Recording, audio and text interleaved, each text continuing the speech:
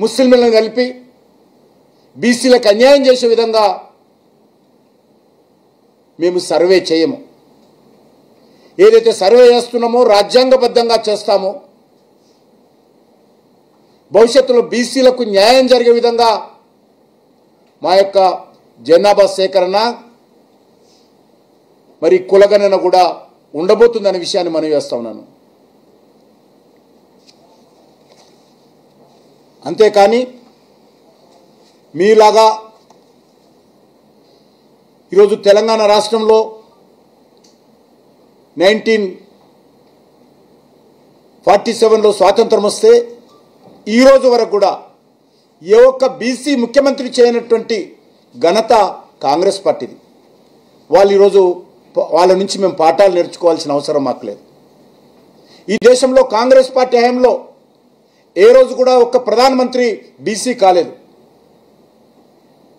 భారతీయ జనతా పార్టీకి 2 సార్లు ప్రధానమంత్రిగా అవకాశం వస్తే మొదటిసారి అటల్ బిహారీ వాజ్పేయి గారు, రెండోసారి బీసీ ప్రధానమంత్రిని చేసినటువంటి ఘనత భారతీయ జనతా పార్టీకి దక్కుతుంది.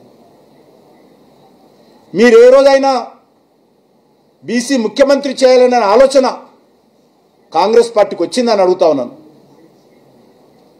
ఈరోజు కేంద్ర మంత్రివర్గంలో కావచ్చు, మేము వచ్చిన తర్వాత బీసీ కమిషన్ను చట్టబద్ధం చేయడం కావచ్చు, లేకపోతే కేంద్ర మంత్రుల్లో అత్యధికమైనటువంటి మంత్రి పదవులు బీసీ వర్గాలకు ఇవ్వడంలో కావచ్చు, పార్లమెంట్ సభ్యులలో అత్యధికమైనటువంటి ఎంపీలు బీసీల నుంచి, ఎస్సీల నుంచి, ఎస్టీల నుంచి గెలవడం కావచ్చు, దేశవ్యాప్తంగా ఎమ్మెల్యేలు బీసీ ఎస్టీ వాళ్ళు ఎక్కువగా ఉండడం కావచ్చు, అన్ని రకాలుగా ఈరోజు భారతీయ జనతా పార్టీ చాలా స్పష్టంగా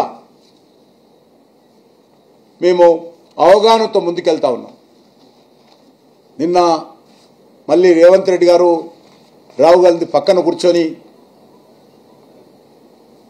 కన్వర్టెడ్ బీసీ అంటారు. ఎట్లా కన్వర్టెడ్ బీసీ అవుతాడో చెప్పాల్సినటువంటి అవసరం ఉంది. రాజ్యాంగబద్ధంగా ఒక ముఖ్యమంత్రి స్థాయిలో ఉన్నటువంటి వ్యక్తి మిడిమిడి జ్ఞానంతో, దుందుడుకు విధానంతో రాజకీయ లబ్ధి కోసం ఈరోజు కులాలను విమర్శించేటువంటి పరిస్థితి, అవాక్కులు చవాక్కులు పేలే విధంగా ఈరోజు ముఖ్యమంత్రి గారు వ్యవహరిస్తూ ఉన్నారు. నేను ఒక్కటే అడుగుతా ఉన్నాను, స్వాతంత్రం వచ్చిన తర్వాత అనేక కులాలను దశల వారీగా బీసీలో చేర్చడం జరిగింది. 1972లో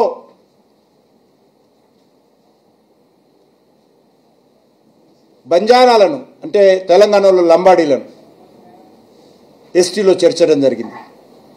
అంటే ఈరోజు లంబాడీలు కూడా కన్వర్టెడ్ ఎస్టీలా చెప్పాల్సినటువంటి అవసరం ఉంది. అంతేకాదు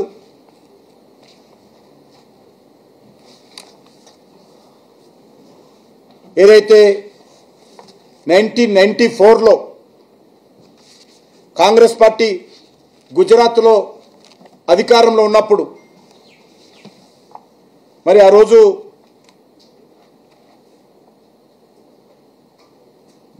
మోదీ గారికి సంబంధించినటువంటి కులాన్ని మండల్ కమిషన్ ఆధారంగా ఆ రోజు అప్పుడున్నటువంటి కాంగ్రెస్ పార్టీ ప్రభుత్వము బీసీ జాబితాలో చేర్చడం జరిగింది. కనీసం ఆ రోజు మోడీ గారు ఎమ్మెల్యే కూడా లేడు. ఆ తర్వాత కేంద్ర ప్రభుత్వం, కాంగ్రెస్ పార్టీ ఆధ్వర్యంలోని కేంద్ర ప్రభుత్వమే జాతీయ స్థాయిలో కూడా కులాన్ని బీసీలో చేర్చడం జరిగింది. అదే సమయంలో మన తెలంగాణలో విశ్వ బ్రాహ్మణులతో సహా అనేక కులాలను బీసీ జాబితాలో చేర్చడం జరిగింది. అంటే ఈరోజు విశ్వ బ్రాహ్మణులు కూడా కన్వర్టెడ్ బీసీలు అంటారా రేవంత్ రెడ్డి గారు?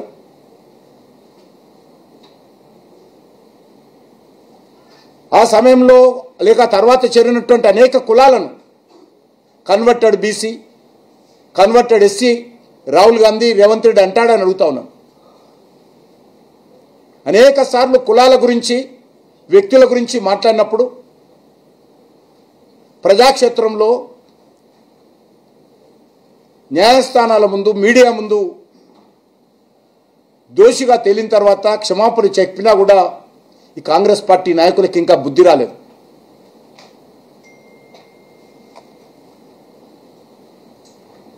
కొన్ని వందల కులాలు దశల వారీగా బీసీ వర్గాల్లో దేశంలో చేర్చారు.